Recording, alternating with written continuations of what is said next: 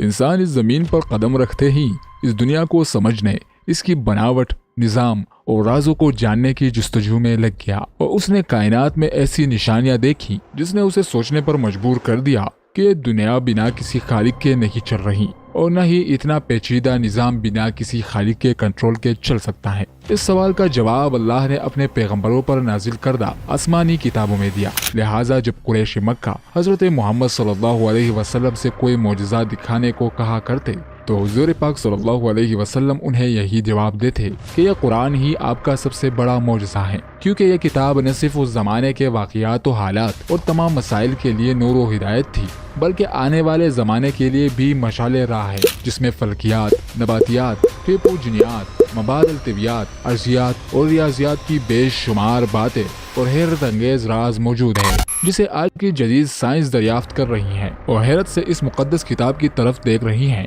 जो 1500 साल पहले अरब के बंजर सहरा से निकला, जहां साइंस और टेक्नोलॉजी का नामो निशान तक नहीं था। इस मुकद्दस कलाम में इस कायनात के बेशुमार राज मौजूद है, जिनमें से चंद एक निकात का हम जिक्र करेंगे।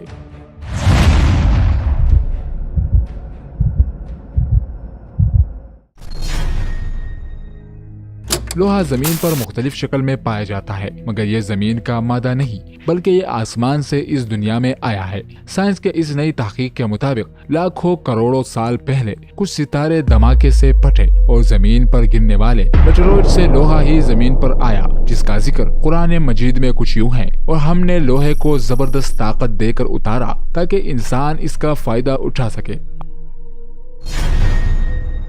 आज से 1400 साल पहले जब कॉस्मोलॉजी का इल्म मौजूद नहीं था और न ही टेलीस्कोप की दरियाफ्त हुई थी, उस वक्त कुरान मजीद ने इस कायनात के बारे में कहा था और आसमान को हमने अपनी कुदरत से बनाया और बेशक हम इसे फैलाते जा रहे हैं। इसकी तस्दीक 20वीं सदी के साइंसदान स्टीफन हॉकिंग ने अपनी किताब a brief history of time में की है। हॉकिंग ने लिखा है कि ये कायनात फैल रही है और ये इस सदी की सबसे बड़ी दरियाफ्त है। इस आयत की तशरीह में मशहूर मुफक्किर इब्न अरबी ने भी अपनी तहरीरों में लिखा है कि अल्लाह की तख्लीक का ये अमल मुसलसल जारी है और ये कायनात फैलती जा रही है।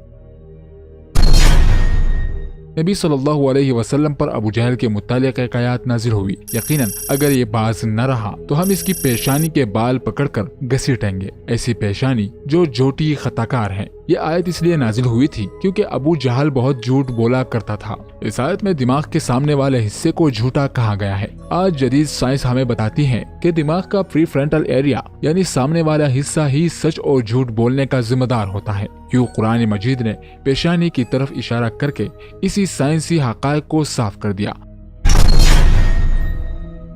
सूरह अल-क़ियामा में अल्लाह का इरशाद है, हाँ जरूर करेंगे, हम तो कादिर है कि इसकी पोड़ पोड़ तक दुरुस्त कर दे। दरअसल आदम अलैहिस्सलाम से लेकर क़यामत तक आने वाले हर शख्स का अलग अलग फिंगरप्रिंट होता है, यहाँ तक के जुड़वा बच्चों तक के फिंगरप्रिंट मुख्तलिफ होते हैं। ये फिंगरप्रिंट एक इंसान की सबसे इनफरादी शनाख्त होती है, जिसे आज 20वीं सदी में फोरेंसिक साइंस इस्तेमाल कर रही है। लेकिन कुरान मजीद ने इससे 1400 साल पहले ही बयान कर दिया कि बरोज़े क़यामत अल्लाह इंसान की हड्डियों और उंगलियों के पोड़ पोड़ तक दुरुस्त करके उसे जिंदा उठाएगा।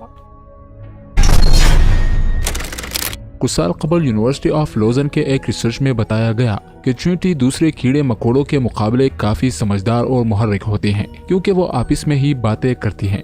दरअसल ये चींटियां अपने मुंह से एक फ्लूइड निकालकर दूसरी चींटी के मुंह में रख देती हैं और वो इस पैगाम को डिकोड करके समझ लेती हैं। कुरान मजीद में सुलेमान अलैहिस्सलाम के वाक़ये के ज़मन में कहा गया है कि एक चींटी ने कहा, ए चींटियों अपने बिलों में घुस जाओ, कहीं ऐसा न हो कि सुलेमान और उसका लश्कर तुम्हें कुचल डाले और उन्हें खबर भी न हो।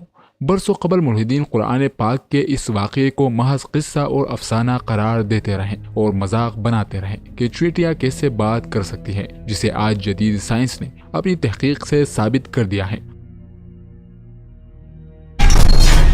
कुरान मजीद में मैथमेटिकल कैलकुलेशन के भी हैरान कर देने वाले हक़ाइक़ और इशारे मौजूद है। मसलन कुरान मजीद में लफ्ज़ अल-बहर यानी समंदर 32 मरतबा आया है और लफ्ज़ अल-बर यानी ज़मीन 13 मरतबा आया है। रियाजी के परसेंटेज के उसूल के तहत दोनों नंबर्स को जमा करे तो 45 का अदद निकलता है, यानी समंदर का तनासब 71% और जमीन का परसेंटेज 28% बनता है। और आज की जदीद साइंस हमें ये बताती है कि इस दुनिया में समंदर और जमीन का तनासब भी बिल्कुल इतना ही है। लिहाजा ये कोई इत्तेफाक नहीं हो सकता कि इतने एक्यूरेट परसेंटेज कुरान मजीद में मौजूद हो। ये सिर्फ उसी का कलाम हो सकता है जिसने समंदर और खुश्की की तख्लीक की हो।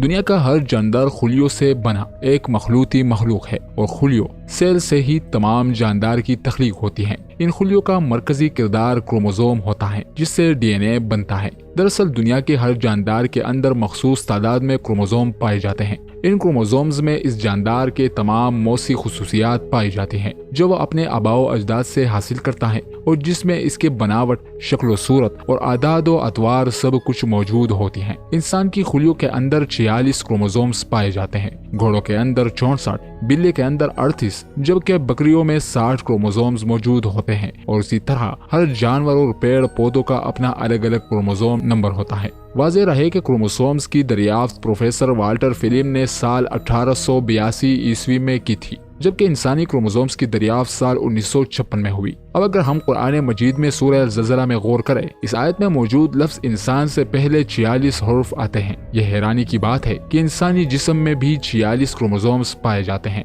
इसी तरह सूरह बकरा में लफ्ज़ बंदर से पहले 48 हर्फ आते हैं और बंदर के जिस्म में भी 48 क्रोमोसोम्स होते हैं। इसी तरह सूरह नमल के अंदर लफ्ज़ शहद की मक्खी से पहले 16 हर्फ आते हैं जो कि शहद की मक्खी का क्रोमोसोम नंबर है।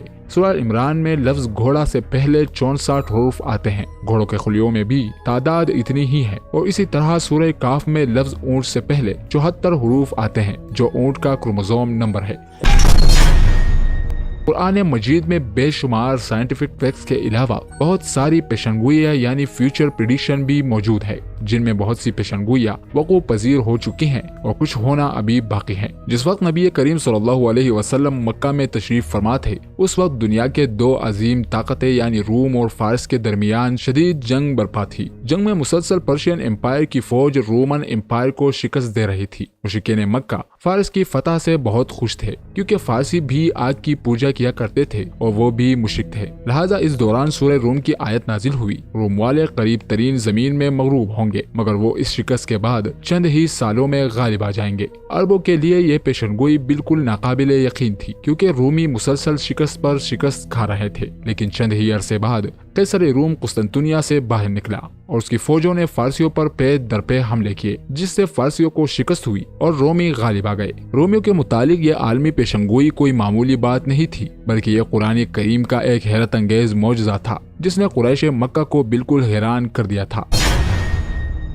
9 हिजरी में जब रसूलुल्लाह सल्लल्लाहु अलैहि वसल्लम की क़यादत में मुसलमानों ने मक्का को फतह किया तो फतह मक्का के दिन नबी पर ये आयत नाजिल हुई, बेशक अल्लाह मुसलमानों से राजी हो गया है और उन्हें जल्द ही फतह नसीब हुई और अब मजीद बहुत सी नेमतें भी देंगे जिन्हें वो लेंगे। अल्लाह ने इन आयात में मुसलमानों को फतह मक्का के बाद कई जंगों में फतह की खुशरंजी दी है। तारीख गवाह है कि फिर मुसलमानों ने खैबर, हुनैन, तबूक और खुलफा के दौर में बेशुमार इलाके फतह किए और मुसलमानों को माले गनीमत हासिल हुई। दुनिया में कोई ऐसी किताब नहीं है जिसके हर वर्क, हर आयत, हर जुमले में इतने राज छुपे हों। आज से 1400 साल पहले किसी इंसान के लिए ऐसा किताब लिखना नामुमकिन था। ये सब वही बता सकता है जिसने ये सब बनाया हो, जो इस कायनात और तमाम मखलूक का खालिक हो। कुरान मजीद के और कितने राज और पेशनगोइयां मुस्तकबिल में सामने आएंगी ये तो वक्त ही बताएगा, लेकिन ये बात वाज़ेह है कि इंसानी दिमाग का कुरान मजीद को समझने का ये सफर अभी नामुकम्मल है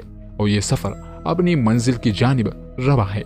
मोअज़्ज़िज़ नाज़रीन, अगर आपको हमारी ये वीडियो पसंद आई तो इस वीडियो को लाइक और शेयर कर दीजिएगा और हमारे और अपने चैनल दास्तान कुरान को जरूर सब्सक्राइब कीजिएगा। अल्लाह ताला से दुआ है कि हमें अपनी फरमाबरदारी और शुक्रगुजारी की जिंदगी गुजारने की तौफीक अता फरमाए।